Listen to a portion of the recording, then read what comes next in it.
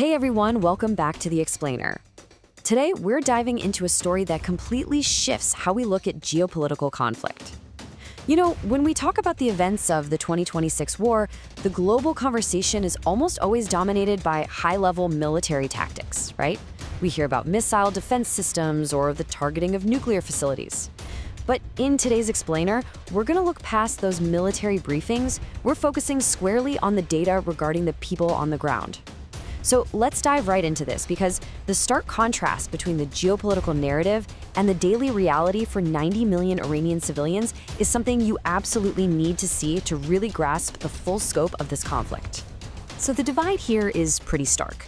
On one side, the entire world's focus is locked on strategy, weaponry, and tactical maneuvers.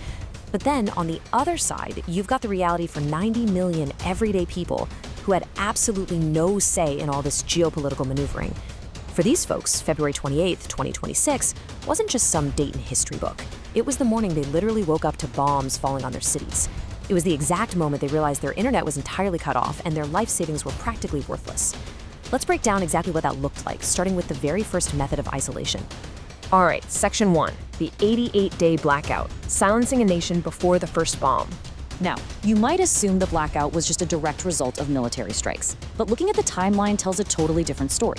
Weeks before the war officially began, mass protests broke out across Iran on January 8th over surging inflation and a collapsing economy. And the government's immediate response? They shut everything down. They dropped internet connectivity to just 4% of its normal levels. So, by the time Operation Epic Fury actually kicked off on February 28th, the Iranian people had already been trapped in an internet blackout for 51 days. The bombs started falling, and the blackout just kept going day after day until President Pezeshkian finally ordered access restored on May 23rd. The sheer weight of this number is just staggering. 88 days. That stands as the longest nationwide internet shutdown in modern history. Really think about what that means in the 21st century. We're talking 88 days with absolutely no social media, no WhatsApp, no news coming in from the outside world. And critically, there was no way for the civilians inside Iran to tell the rest of the world what was happening to them as airstrikes were hitting their cities. It was just the complete isolation of an entire nation. Moving on to Section 2, the collapse of food supply, survival under hyperinflation. Take a look at this explosive inflation from March 2025 to March 2026. We are not talking about small economic shifts here. Oils and fats, they skyrocketed by 219%. Bread and cereals jumped 140%. Dairy products went up 117%. Even items not specifically listed on this chart, like red meat and poultry, they shot up 135%. Overall, food inflation hit an unbelievable 105%. To put that into perspective, if a family spent $100 on their basic food basket a year prior, they suddenly needed $200 to $300 to buy the exact same groceries. And remember, this is all happening in a country where wages were totally stagnant, the currency was already collapsing, and international sanctions were squeezing the economy tight. People who could once easily afford 3 meals a day were suddenly struggling to scrape together 2. Which leads us to this incredibly grim economic milestone.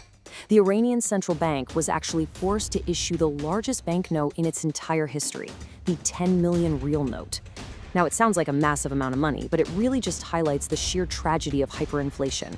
Smaller notes had basically become completely worthless. When a government literally has to print currency in denominations of 10 million just so its citizens can buy a loaf of bread that now costs 140% more, you're looking at a system in total collapse. And that brings us to Section 3, black rain and toxic skies, the environmental fallout. When those airstrikes hit industrial facilities and fuel storage sites, they didn't just destroy the infrastructure. They released a terrifying cocktail of chemicals straight into the atmosphere. We're talking about benzene, which is a known carcinogen. We're talking heavy metals like lead, mercury, and arsenic. The result was something straight out of a dystopian movie.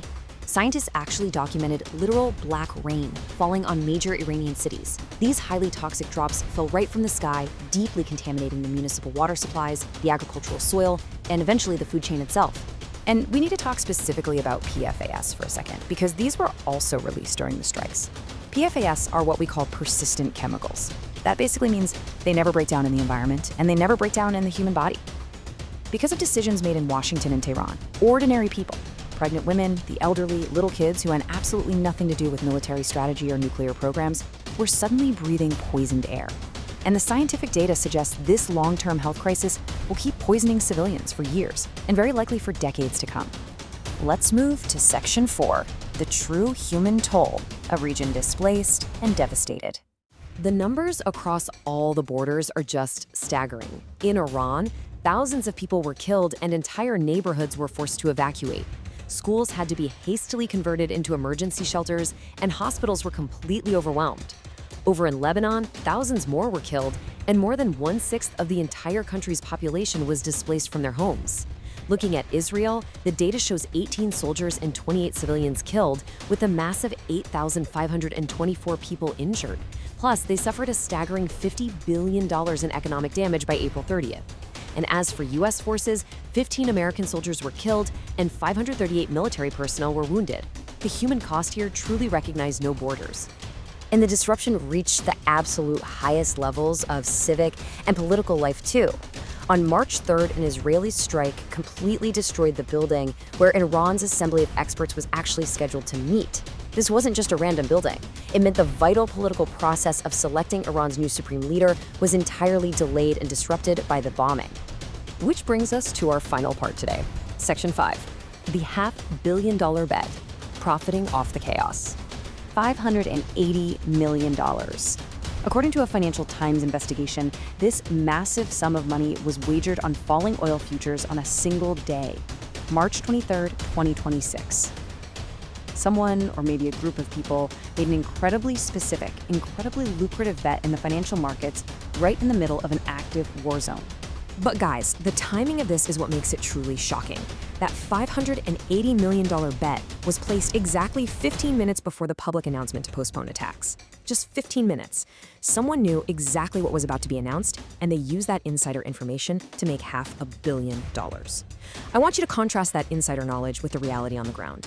While sailors were dying in the Strait of Hormuz, while 90 million civilians were enduring 88 days of digital darkness, breathing toxic black rain, and paying 140% more just to put bread on their tables, someone was leveraging all that chaos to quietly pocket $580 million. So when we strip away all the sanitized military language, the talk of strategy, of winners and losers, and tactical objectives, this right here is what the reality of the war actually looks like. An 88-day total isolation from the globe. The cost of basic food doubling, completely destroying the livelihoods of everyday families. Carcinogenic rain falling from the sky, virtually ensuring health crisis for an entire generation. And millions of people displaced from their homes across multiple countries. The true toll here is systemic failure and immense human suffering. Which leaves us with this final critical thought. We spend so much time dissecting the politics, the weapons, and the geopolitical chess moves. But the real story is almost always the people who never had a vote in any of it. Take a look at the facts we've walked through today. Drop a comment below and let us know. Did the world pay enough attention to the 90 million civilians caught in the crossfire? Thank you so much for joining me.